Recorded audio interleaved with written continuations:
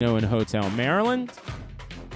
Glenn Clark, Paul Valley, coming up in just a second. Aaron Oster from out in Vegas at VSiN will join us. A little bit later on in the show, our buddy Bruce Billick, the general manager of the FanDuel Sportsbook at Live Casino in Hotel Maryland, will check in. Obviously a huge weekend to recap, and another big weekend coming up with the Sweet 16 and Elite 8 to look forward to. And with that, I give you a reminder that in the FanDuel Sportsbook right now, you can get a $500 bracket bonus. Here's what you need to do. You need to get in. You need to make a $50 bet on any NCAA tournament game. So just because the first weekend is gone doesn't mean that this reward system is over. You can still get your bracket bonus by betting $50 on any NCAA tournament game through the national championship game.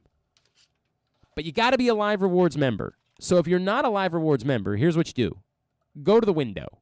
Walk up. Say, I heard about this bracket bonus system. I saw a lot of people doing it while we were hanging out there on Friday. Can you get me signed up for Live Rewards? They'll sign you up. You put your $50 or more bet in on an NCAA tournament game, and then you register that bet to win this $500 bracket bonus. And 10 of you are winning that bonus. And it doesn't matter whether your bet wins or loses. So you can put a $50 bet in, win handsomely on the game, and then get a $500 bracket bonus as well. I would get to the FanDuel Sportsbook at Live Casino Hotel immediately and take care of that. And former Terp Rodney Elliott and I will be back. We'll be hanging out with you again for the national championship game on Monday night, May 4th. Looking forward to being there for that.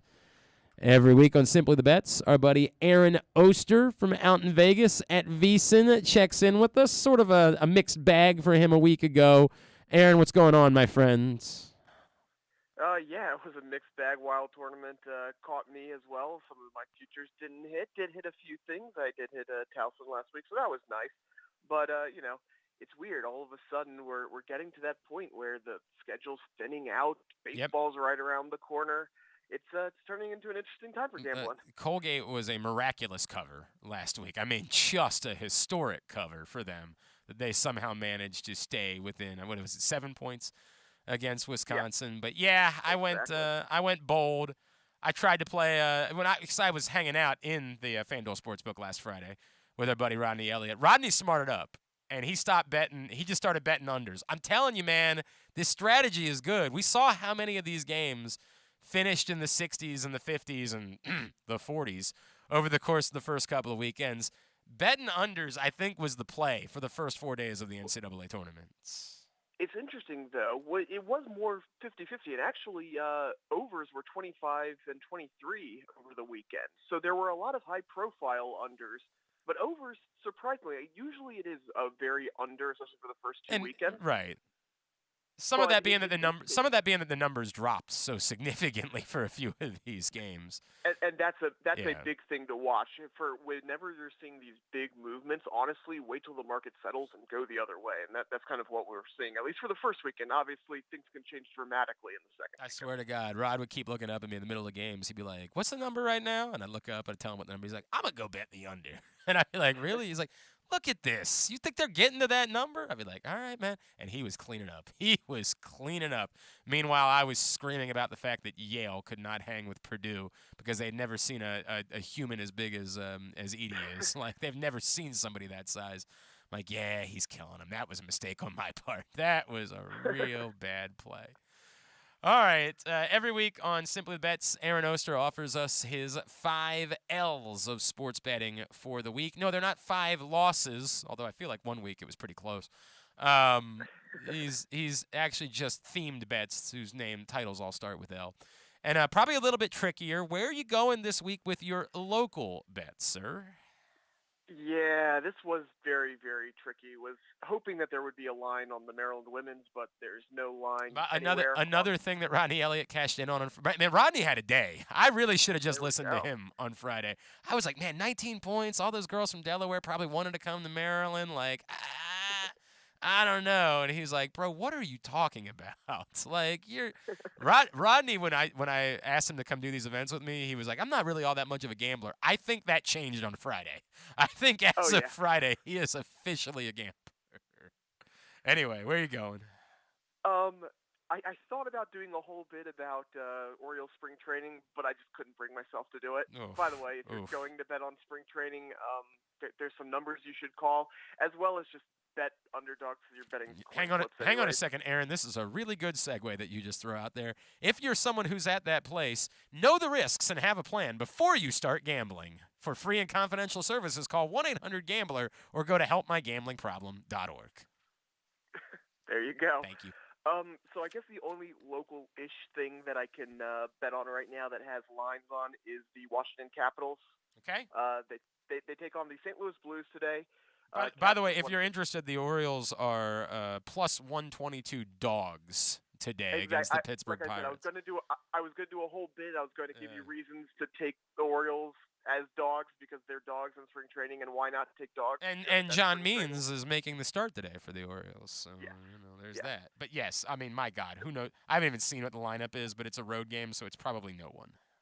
Yeah, just don't do it. Yes. Don't do it. Yes. Bet real games. Yes. This is a real game. So Caps have won 7 of their last 9. They're really kind of rounding into form, and as they start looking at postseason play, Blues are in a funk, and honestly, I might have viewed this as kind of a kitchen sink must-win kind of game for the Blues and just taking the plus money. But 2 of the Blues' leading scorers, Thomas and Tarasenko, are both out for the Blues. They've had to call some players up on emergency reserve up from the AHL. So give me the Caps minus 146 on the money line against the Blues. All right, very good. Hang on. I'm trying to talk myself into betting this spring training game, though. Anthony Santander is in the lineup for the Orioles today against the Pirates. It's mostly a bad lineup. Tyler Nevin's in it. Kyle Stowers in it. Ryan McKenna's in it. Jamal Jones is in it. Paul, what do you say? What do we bet a couple bucks on the Birds today, huh? What do you say? Feel alive, right? What do you? You know what? I've already got money on it. Paul's already in. Yeah, Paul's got a baseball problem. Paul, it's not a gambling problem. It's just a baseball problem that Paul has. I think we might do it, pal. I think we might just for the. Why not? Just live a little. Come on. If you think I haven't bet on worse things, Paul was trying to get me to bet on darts 2 weeks ago. All right, let's go to. I think that's a good bet, by the way, on the Capitals. Let's go long term. Let's go to a futures bet next. So obviously we've been watching all of these NFL moves, all the quarterbacks going to the AFC, all these teams getting better, and obviously the teams that have gotten new quarterbacks have drawn the bulk of the attention. And there's one team that's out there when I look at the futures odds that have been making some quietly good moves to make their team better. And we're overlooking, and I know why we're overlooking them. Because they're the Washington Commander. No one's overlooking that team because there's nowhere to look. Yeah. Anyways, the Super Bowl, the AFC champion Cincinnati Bengals are now 12-1 to win the AFC, and they are the 7th favorites right now. And I get it. There's a lot to go against them. The Super Bowl hangover. Team wasn't really that good last year. They just had a really good playoff run. Everything's there.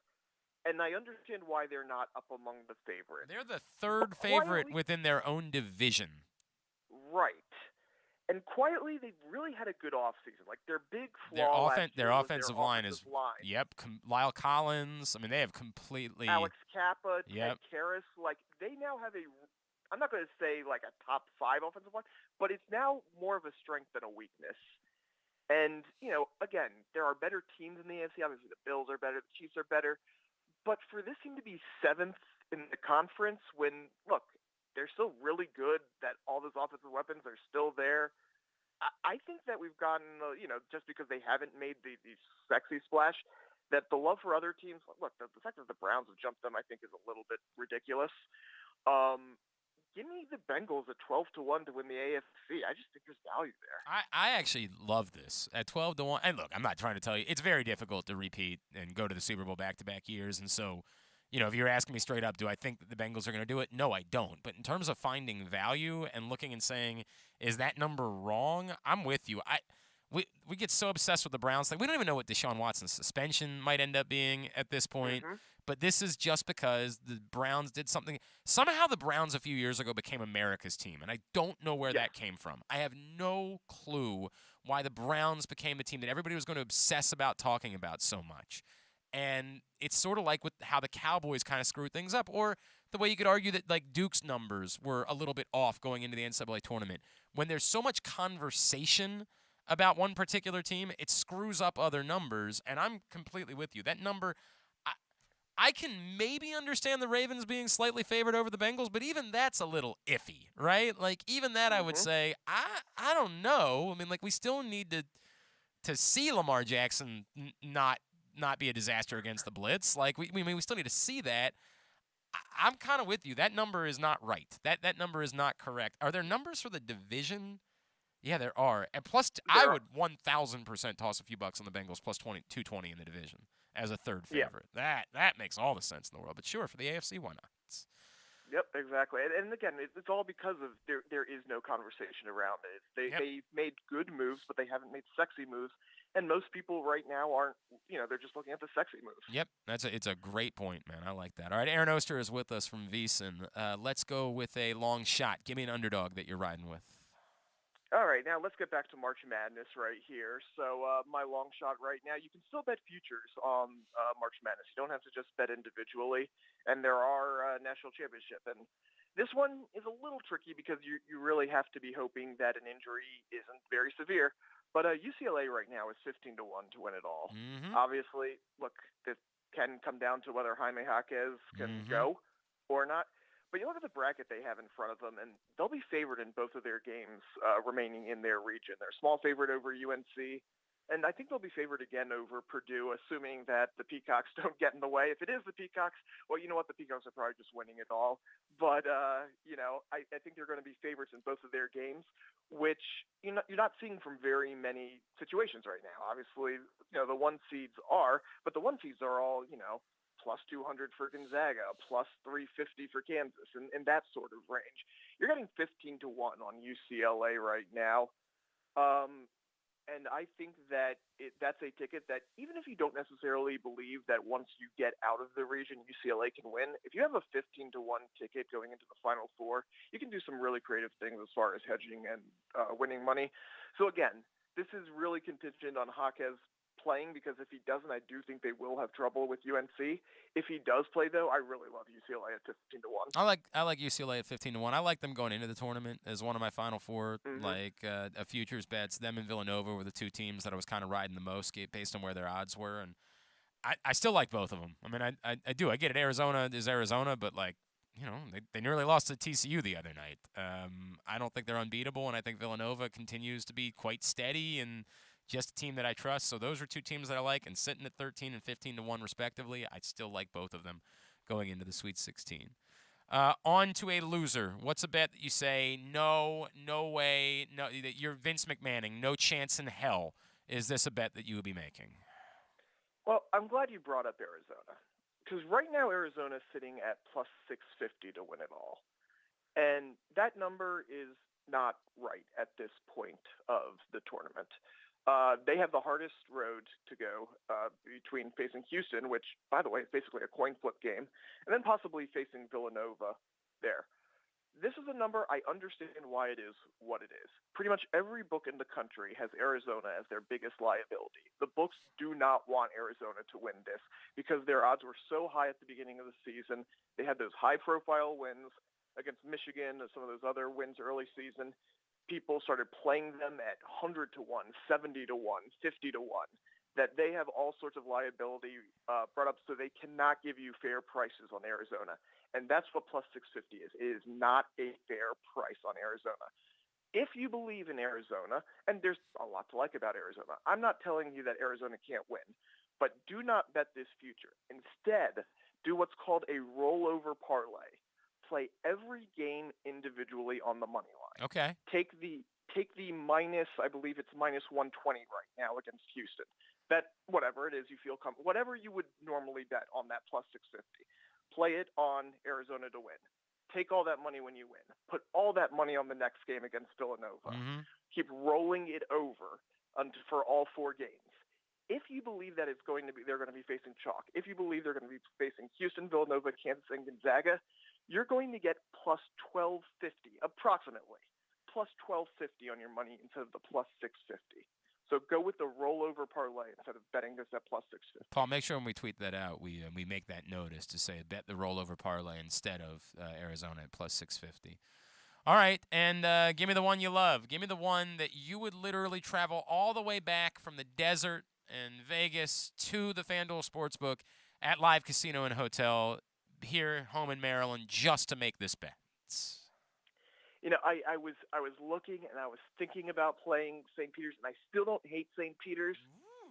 Interesting note, both of the 15 seeds that have made the Sweet 16 in recent years have covered against their opponents. It's Oral Roberts and Florida Gulf Coast that we're talking about. Correct. Oral Roberts almost won outright against Arkansas last year, and Florida Gulf Coast still covered against Florida.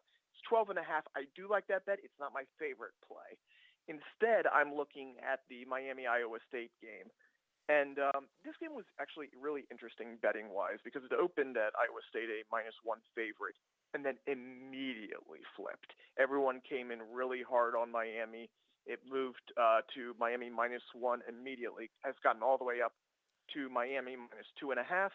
You can see why. Look, we've talked about this in recent weeks, how guard play really does determine the NCAA tournament, and we've seen that in this tournament. And we see it really with Miami. You're seeing McGusty and Wong. They were awesome against Auburn. They've been awesome the whole tournament. Miami has some great guards. Iowa State's playing very well as well. But they're not quite built, I think, to stop this Miami team. The 2.5, I think, is a little bit much. But if you wanted to play it, I would have absolutely no problem with it. But my favorite play is the Miami money line, just having them win. Okay. And right now it's -137. So Miami money line over Iowa State -137 is my favorite play. All right, race to the FanDuel Sportsbook and get that bet in.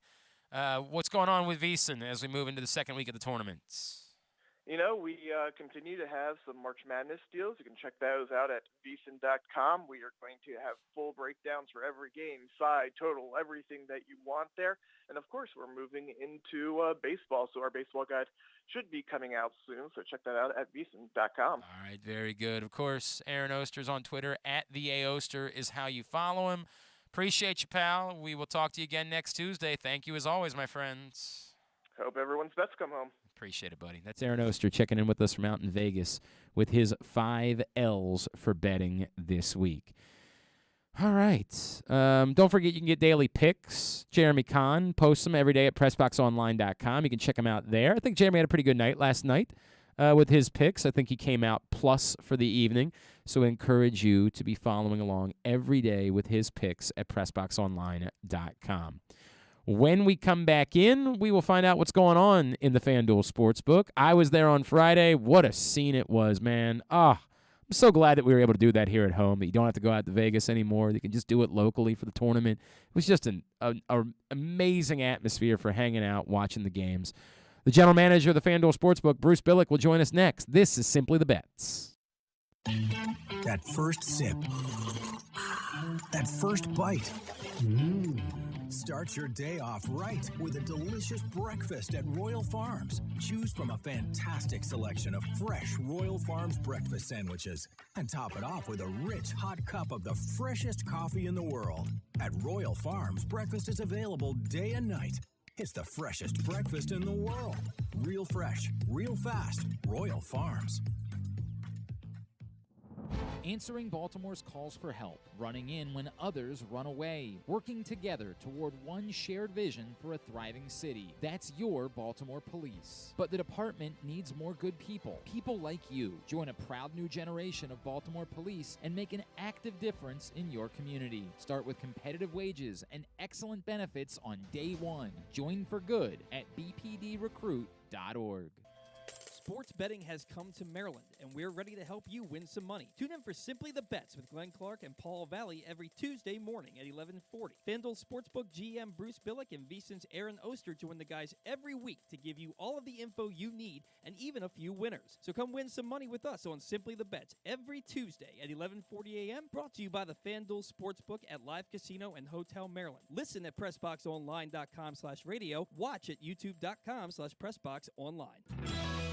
Glory Days Grill's St. Patrick's menu is now in full swing, and it's their most popular seasonal menu all year. New in 2022 are their smoky thigh wings with Guinness grilling sauce, a house-made Guinness barbecue sauce. Fan favorites also include their corned beef and cabbage, the shepherd's pie with Guinness braised ground beef, the Glory Days Reuben, and the Rachel. Enjoy a pint of Guinness or Guinness Baltimore Blonde. The St. Patrick's menu is available for the whole month of March. Come in for great food, cold beer, and basketball. Find out more about Glory Days Grill and get your order in online at glorydaysgrill.com.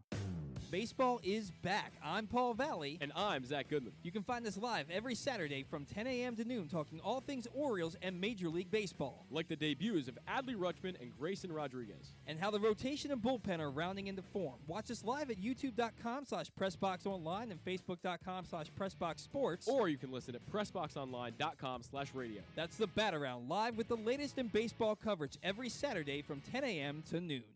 Gambling can be a fun and entertaining experience, but there are risks involved. If you're planning on betting on the game at the casino or on your phone or computer, know your limit, stay within it. Set a budget and a time to stop. Remember, gambling isn't a financial solution, and it doesn't mix well with alcohol or drugs. Know the risks and have a plan before you begin gambling. For free and confidential services, call 1-800-GAMBLER 24/7 or go to helpmygamblingproblem.org. We can't imagine why you'd want to, but you can watch GCR live. It's at facebook.com/PressBoxSports and try to guess whether these guys are wearing any pants. I was really interested, like when Aaron brought up where the Bengals odds are, like that really does stand out to me. So the Browns acquiring Deshaun Watson moves them up. They are now 10th among Super Bowl favorites, according to FanDuel Sportsbook.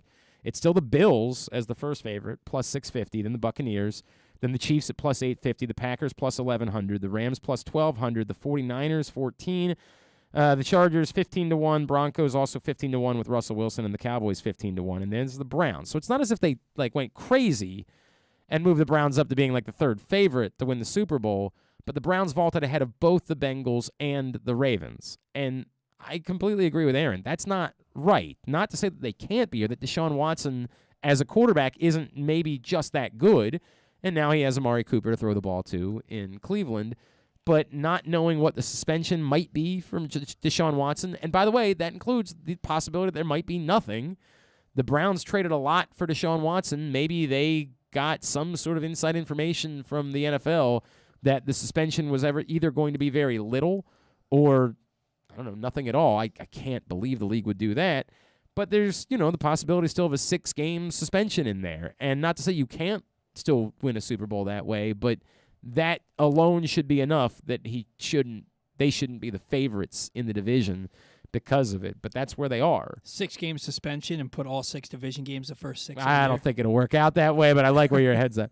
The Browns are plus 185, the now favorites to win the division, ahead of the Ravens at 2-1 and the Bengals at plus 220, with the poverty-stricken Steelers down at plus 850. You just feel really bad for the Moribund franchises like the Steelers, who just have no hope. I mean, it's just very sad. You feel really, really awful for those guys. What that life feels like. God, just miserable. I mean, pray for them. You know what I mean? Like, do the right thing and send some good wishes out to the folks in Pittsburgh who are completely hopeless going into this football season. It's just got to be a miserable, miserable way to feel. Must feel like the Yankees fans feel right now.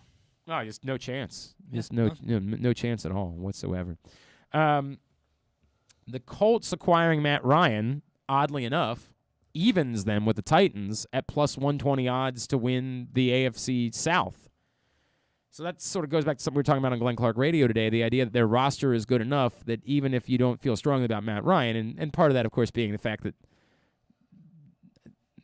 Ryan Tannehill's not really better than Matt Ryan in any way, I would still, on paper, I don't know which quarterback I would rather have going into the season, but it kind of makes sense that they're even up with the Titans as far as the AFC South odds are concerned.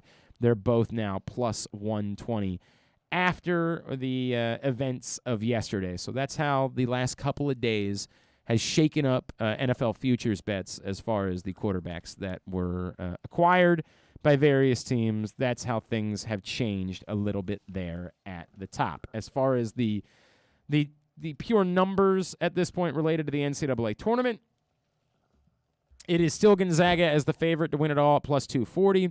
Kansas 5-1, Arizona plus 650. As Aaron pointed out, he doesn't like that number. Purdue at 8-1. Then Houston plus 850. Villanova 13-1. I still like the Wildcats. I still like value there. I'm not sure if I'm betting them to win the title any longer. I'm more looking at plus 250 to make the Final Four. I still think there's value on Villanova. That's still a bet that I am willing to make. And then Texas Tech at 15-1, Duke at 15-1, UCLA. I think that number has maybe, I don't know, corrected itself. What am I looking for? Corrected itself a bit in relation to Duke. And then UCLA at 15-1. Carolina, that to me would be one that I would still be poking at. Like, you can't ignore how well they've played through these two games. And I know you say, they blew the big lead after the ejection, but they still came back and outplayed Baylor in overtime. Carolina at plus 370 to reach the Final Four, and at 32-1 to win the title. As far as a team that's changed its profile and that you genuinely have to buy into, I don't think that anybody's done as much as Carolina has, and so I like those numbers. A few people would probably point out Miami. Miami's all the way down at 70-1 to win the title, and at 5-1 in order to reach the Final Four. And then, if you really want to kind of go crazy, I don't know, throw Iowa State maybe in at 10,000-1. I don't like their chances much. I don't feel good about that. But sure, it's a possibility. You're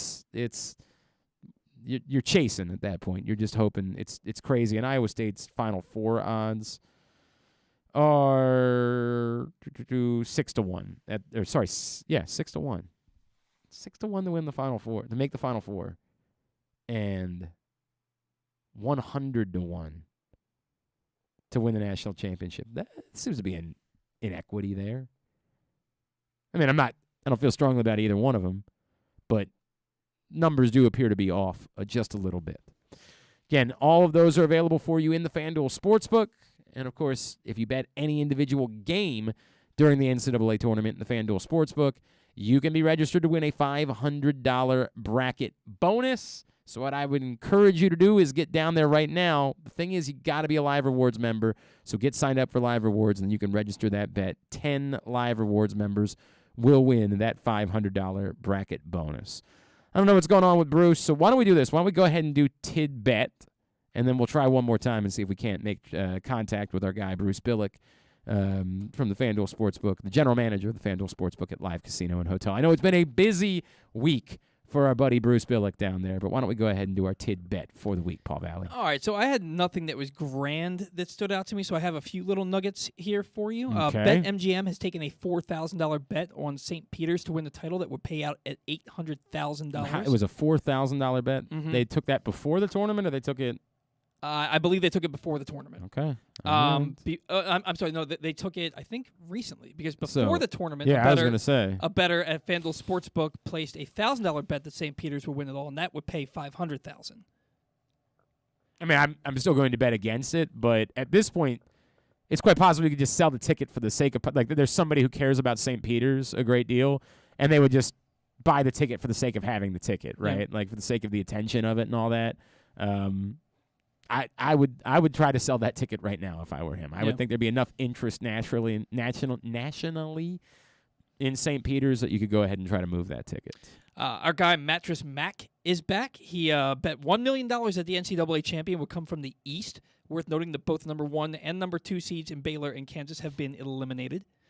And then I want to close on this with talking about how much of a gambler. I'm not gonna call him a degenerate gambler because it's a gambling show. But Darren Rovell, on back-to-back days, he won $1,336.26 and then lost $1,347.79. Such is the nature of gambling. And then on another day, he hit on 16 bets that paid out a total of $3,780.06, but he missed on 5 bets that cost him $780, so he netted $3,000.06. Must be nice to have that kind of walking around money. Look, man, I certainly wouldn't. My figures would not be like that, but most bettors would tell you that's typically the way that it goes. You have a day where you feel great, right? And then you're like, I'm riding high. Let's throw a bunch back in. And then the next day you come crashing back to earth. Where I got the info from was actually on a tweet of his where he said, basically he was saying some days you're the bug and some days you're the windshield is basically what his tweet said. That's the way that it works when it comes to sports betting. There is no getting around that. All right, thank you to Paul for those tidbits. We'll try Bruce Billick one more time, and if it doesn't work, we will talk to him next week. Again, no, it's a insanely busy time in the FanDuel Sportsbook as we were there. And as I mentioned, we will be back for the national championship game. We'll have more great giveaways. Rodney Elliott will be hanging out with us. It's going to be a Monday night in the FanDuel Sportsbook. No better place to watch the title game than there. And Rob wants to know, Glenn, are you guys doing your baseball draft again? Is there a way that you can incorporate it into the betting show? We'll probably do it, Rob. I have not even looked at win totals yet for MLB teams in order to do it, but we almost certainly will do it, although our buddy Eric Arditi from Barstool still has to pay off last year's preseason MLB draft bet. So we'll have to get around to that at some point. All right. Apologies. Don't know. We will catch up with Bruce Billick next week. We will make sure that occurs. Apologies that we couldn't make it work on this week's edition of the show. Thanks to Aaron Oster for checking in with us from out in Vegas.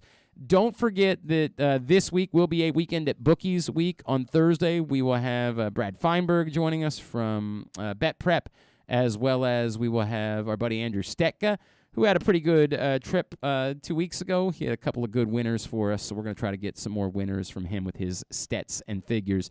That's coming up this Thursday morning at 11:40 a.m., the next episode of Weekend at Bookies, brought to you by the FanDuel Sportsbook at Live Casino and Hotel. Thanks for joining us this week for Simply the Bets. May the odds be ever in your favor.